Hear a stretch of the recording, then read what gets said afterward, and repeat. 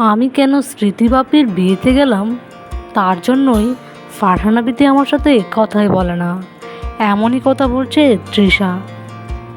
এই সেলিব্রিটিদের মধ্যে তর্ক বিতর্ক যেন শেষই হচ্ছে না। স্মৃতি, ফারহানা বিতি, তৃষা, ওদের মধ্যে এখনও পর্যন্ত ঝগড়া লেগেই আছে। তাদের এই ঝগড়া কবে শেষ হবে কে জানে। একটার পর আরেকটা তর্ক বিতর্ক তাদের মধ্যে চলতেই থাকে।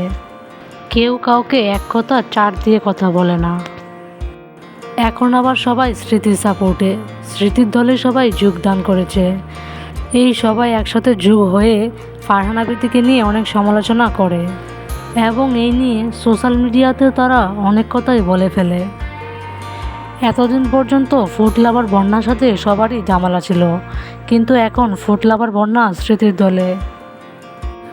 সব শেষে ফারহানা বিতি এখন একা। ফারহানা বিতির কাছে এখন আর কেউই যায় না, সবাই স্মৃতির দলে। ফারহানা বিতি এখন একা একাই ভিডিও তৈরি করে।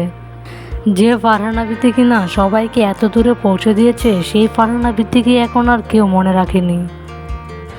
দিন শেষে ফারহানা বিতির সাপোর্টে এখন শুধু তার হাজব্যান্ড রাধে আছে। তবে যাই বলুন, সুখে দুঃখে সবসময় একটা মেয়ের পাশে তার হাজব্যান্ডই থাকে, আর কেউই দিন শেষে থাকে না। আর পর সবসময় পরই হয়, আর আপন আপনই হয়। আপনের সাথে কোনো তুলনা হয় না কারোর।